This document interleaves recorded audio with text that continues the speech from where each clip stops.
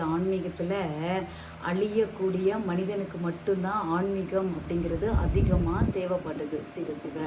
இந்த அடிப்படையில் இன்றைக்கி நான் உங்களுக்கு என்ன சொல்ல வரேன்னா சுவாமி, நம்ம உடம்புக்குள்ளார சிவ சிவ உடல் மனம் ஆன்மாவை கடந்து இறைவன் இருக்கான். அது உண்மை.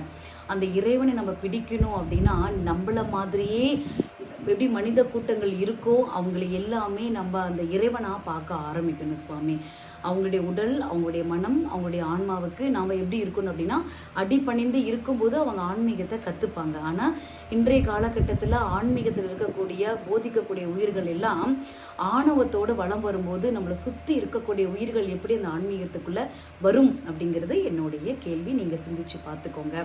இன்னொன்று தெளிவாக தெரிஞ்சுக்கோங்க.